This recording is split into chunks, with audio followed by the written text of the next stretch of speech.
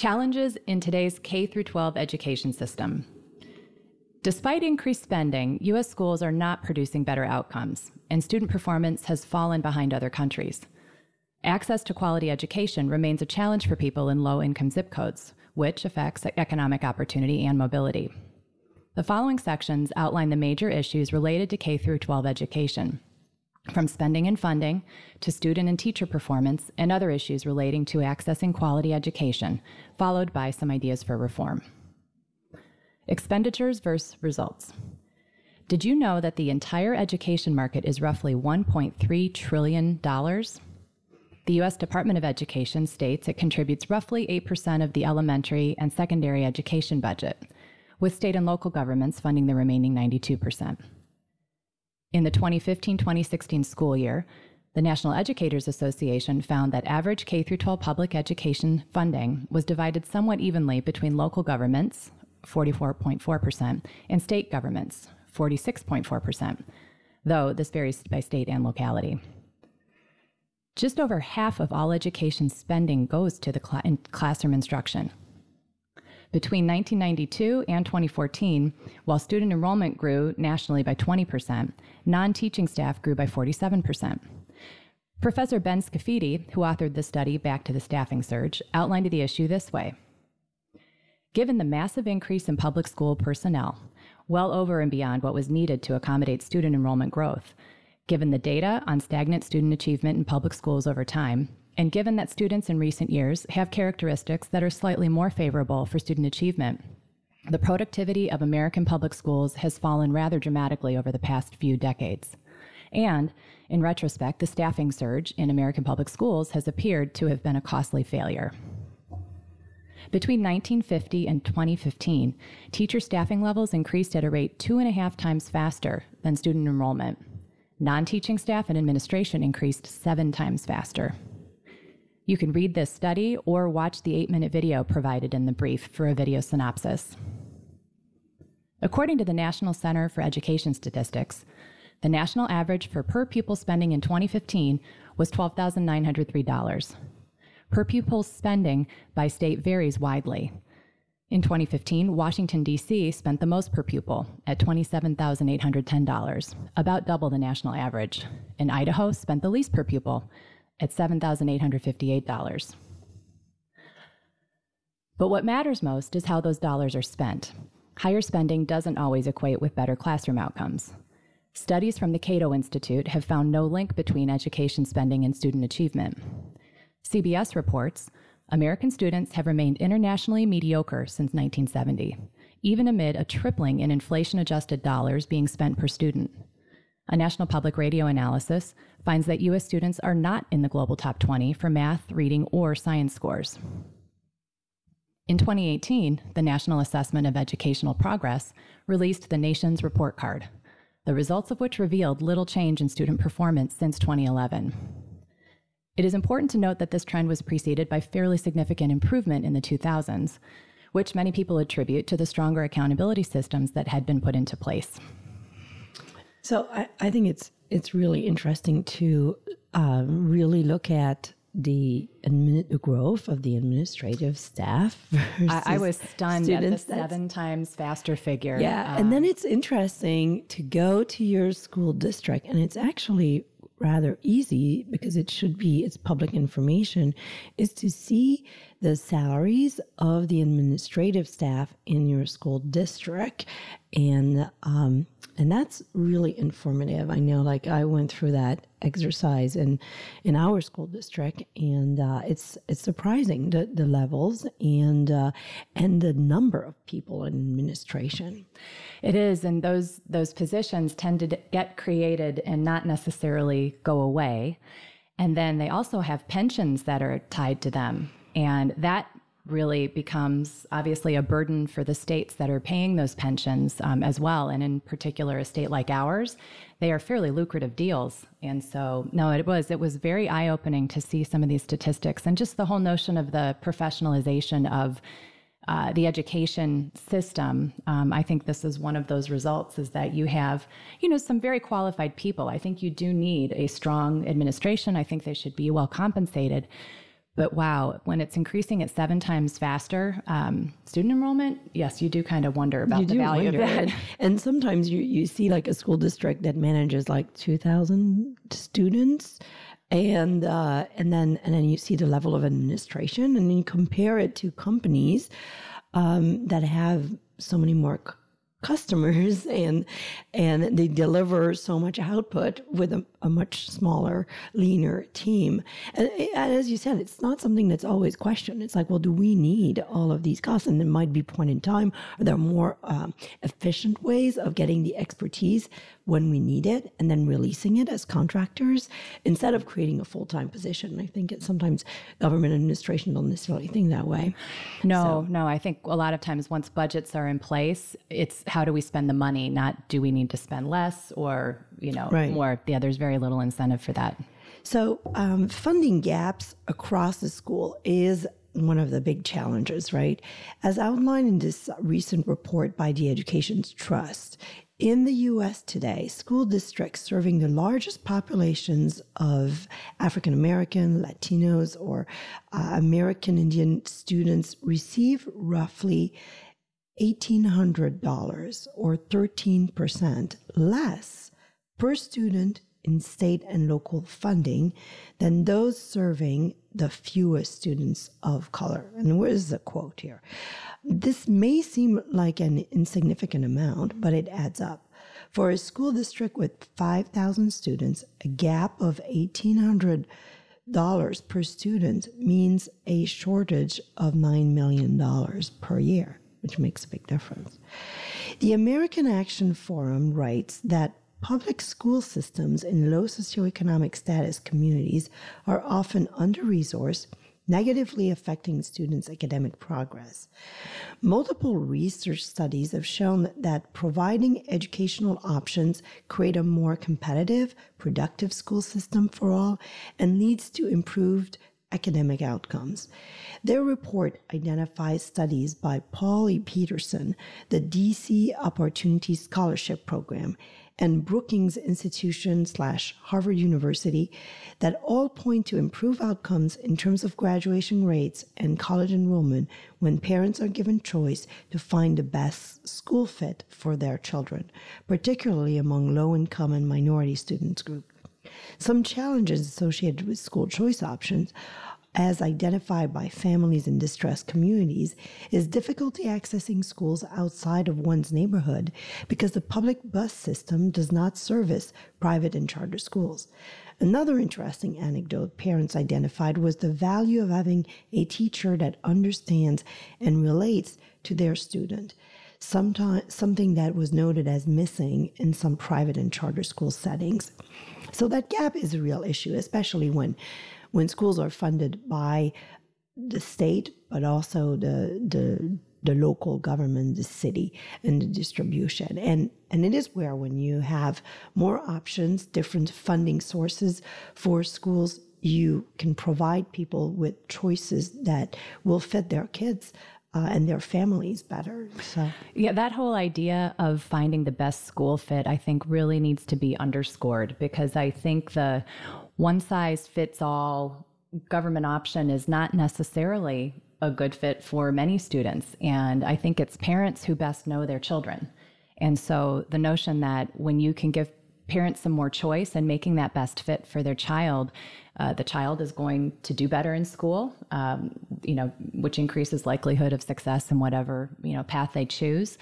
And, but it's also interesting that sometimes it's not a cure-all and that there are some real challenges. I thought the logistical challenge of just even getting to the school is a real thing. It's a reality. Yeah. And it's always a consideration when choosing a school. I find also giving families the ability to choose where to go to school is an empowerment. It's very empowering for the family, for the child to make that choice. And it's kind of a first step towards, being in charge of your destiny in a way. So I agree. Beth, do you want to take the next section? Sure. So we'll move on to student performance in the U.S. versus compared with other countries. U.S. student performance has remained stagnant amidst higher spending, with NPR reporting that America's high school graduates resemble other countries' dropouts.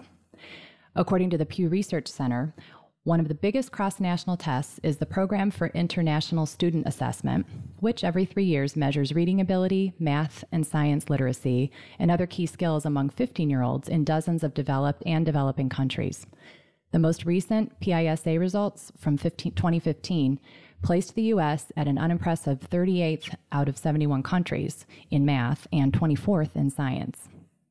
Jean Allen, founder and CEO of the Center for Education Reform in Washington, D.C., notes that Florida was the only state to show significant gains in the 2018 Nations Report Card mentioned earlier, particularly across minority and disadvantaged populations.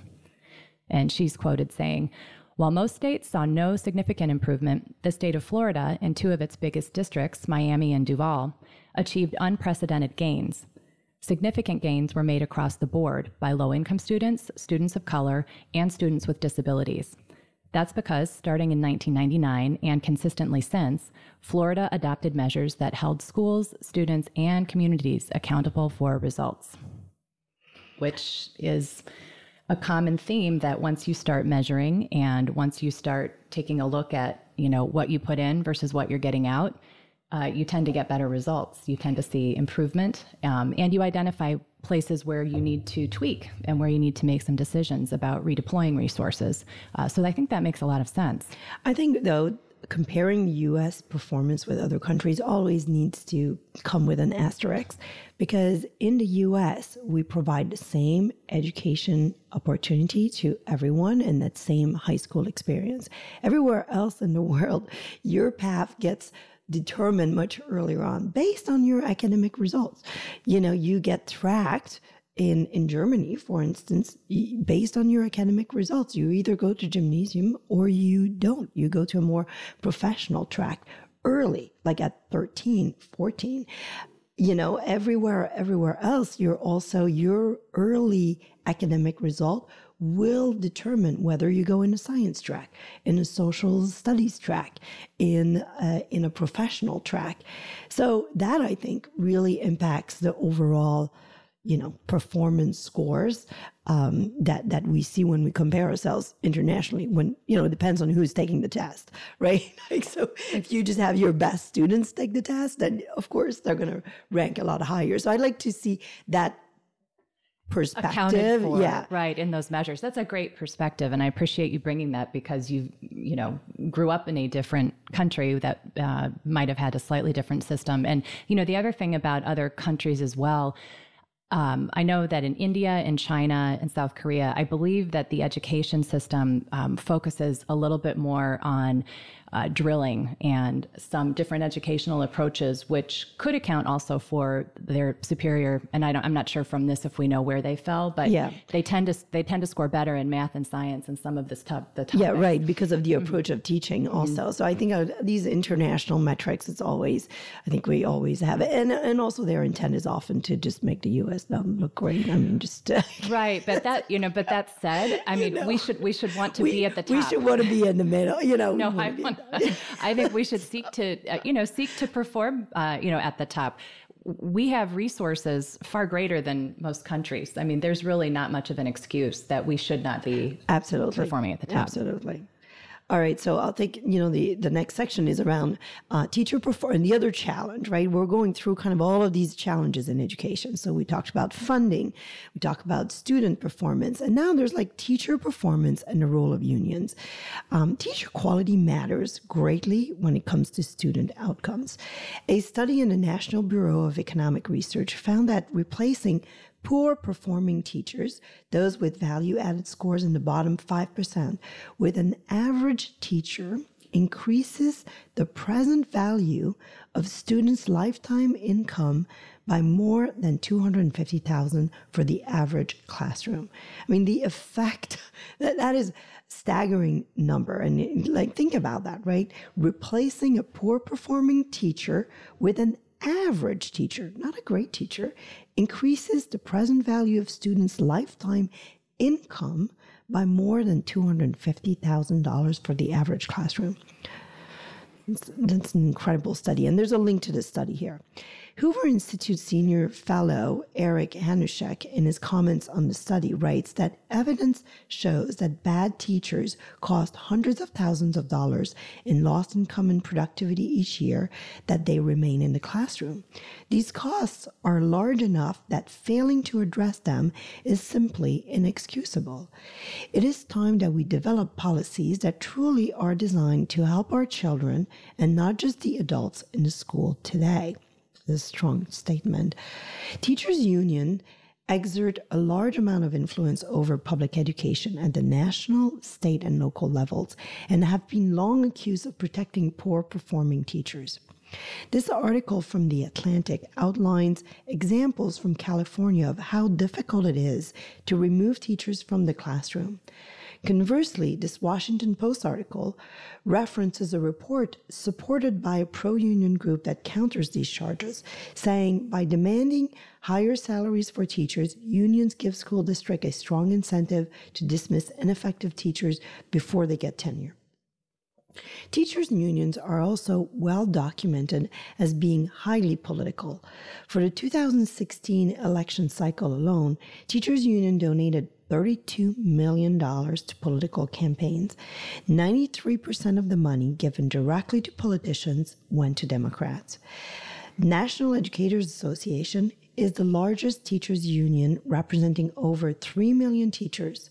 Education support professionals, staff, administrators, retired educators, and students preparing to become teachers. This exit speech by the NEA former General Counsel Bob Chenin outlines his views on the power of the teachers' unions as effective advocates. So there's a video here that you could watch later. As for correlating school performance with the presence and strength of teachers' unions, opinions vary.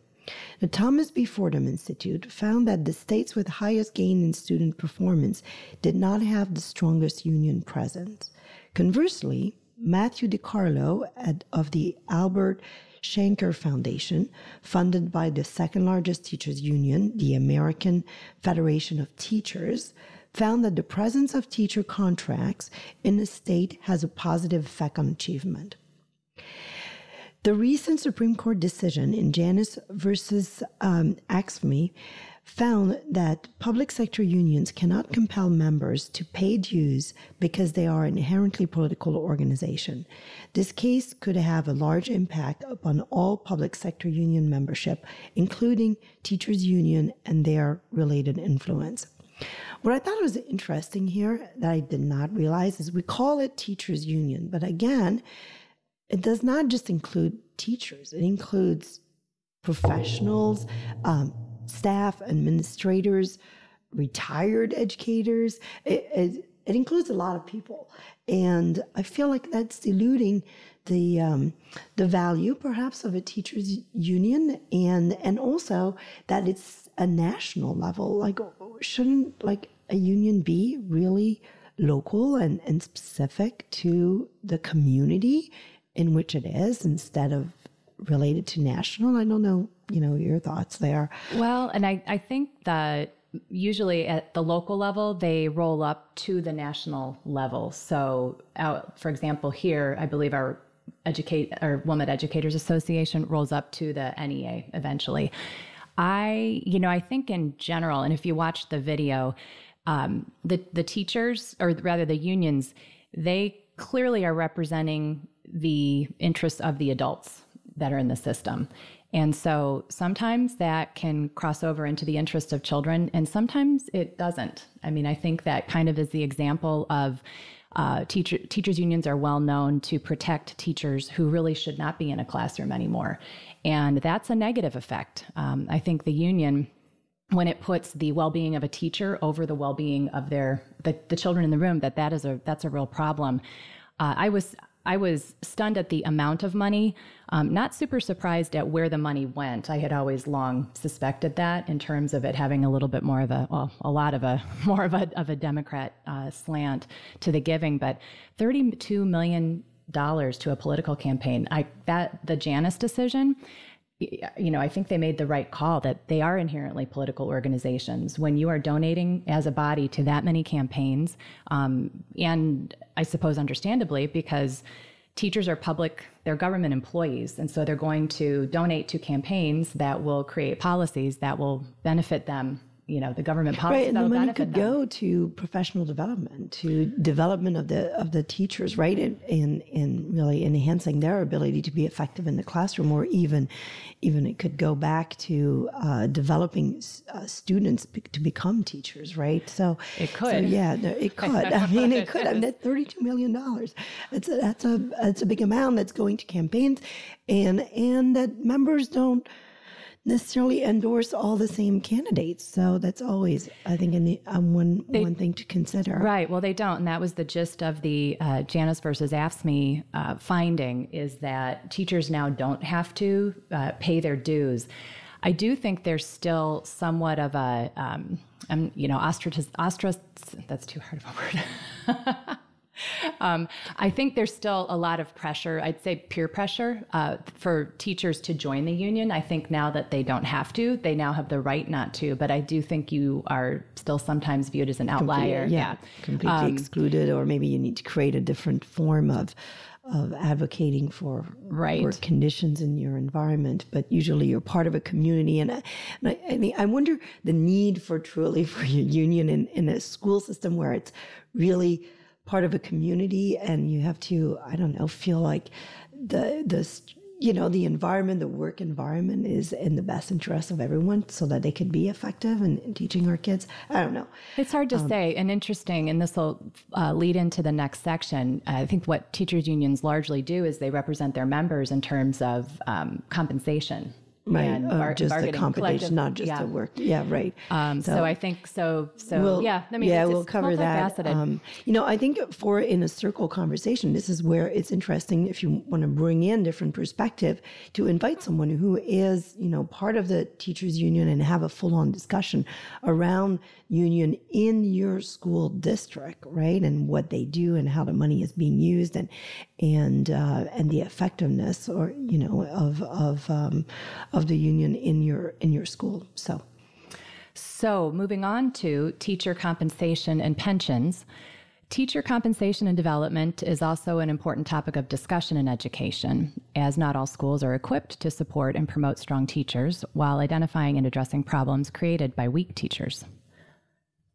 One of the most significant research reports of the past decade was the New Teacher Project, an organization that works with districts and charter schools on talent management.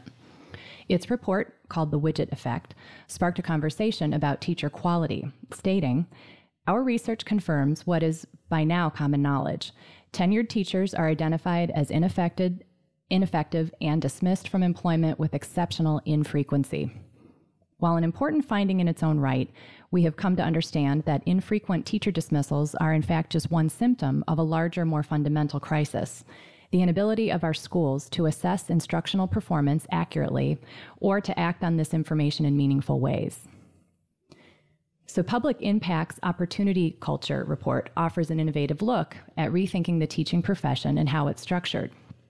For resources on teacher preparedness and strategic compensation structures, you can visit the National Council on Teacher Quality's website, and you can click through in the brief there to read more.